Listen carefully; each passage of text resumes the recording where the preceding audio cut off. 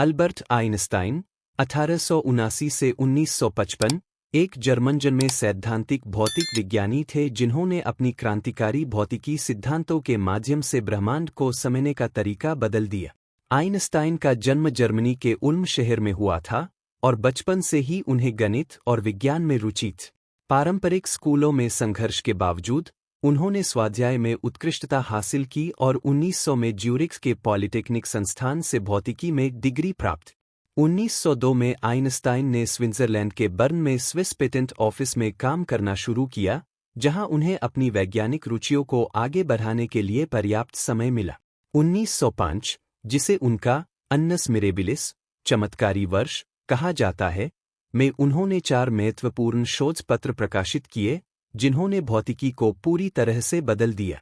इनमें से एक था उनका विशेष सापेक्षता सिद्धांत, जिसमें उन्होंने प्रसिद्ध समीकरण EMC2 प्रस्तुत किया जो द्रव्यमान और ऊर्जा के बीच समानता को दर्शाता है। इसके अलावा उन्होंने फोटोइलेक्ट्रिक प्रभाव की व्याख्या की, जिसने प्रकाश के कणात्मक स्वभाव को सिद्ध किया और इसके लिए उन्हें 1921 में भौतिकी का नोबेल पुरस्कार मिला। आइंस्टाइन का सबसे प्रसिद्ध योगदान उनका सामान्य सापेक्षता सिद्धांत 1915 था, जिसने यह बताया कि गुरुत्वाकर्षण कैसे द्रव्यमान और ऊर्जा द्वारा अंतरिक्षमय के मोड़ से उत्पन्न होता है। इस सिद्धांत ने गुरुत्वीय लेसिंग और ब्लैक होल जैसे घटनाओं की भविष्यवाणी की, जिनकी बाद में अवलोकन द्वारा पुष्टि की गई। 1919 में एक ब्रिटिश अभियान ने सूर्य के चारों ओर प्रकाश के मोड़ की पुष्टि की, जिससे आइंस्टाइन अंतर्राष्ट्रीय स्तर पर प्रसिद्ध हो गए।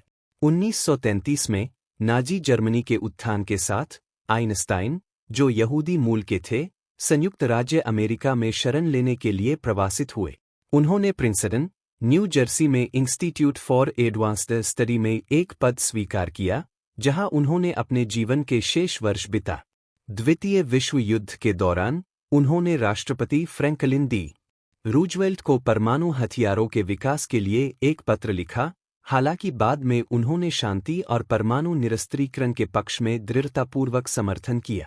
आइंस्टाइन के अंतिम वर्षों में उन्होंने विज्ञान पर दार्शनिक बहसों में भाग लिया और नागरिक अधिकारों तथा शांति के लिए अपने विचार व्यक्त किए। 18 अप्रैल 1955 को प्रिंसटन में उनका निधन हो गया और उन्होंने एक ऐसी विरासत छोड़ी जो आज भी आधुनिक भौतिकी को आकार देती है। उनके सापेक्षता सिद्धांत और प्रकाश, समय और स्थान के स्वभाव पर किए गए कार्य आज भी समकालीन वैज्ञानिक विचारों के आधारभूत तत्व बने हुए हैं।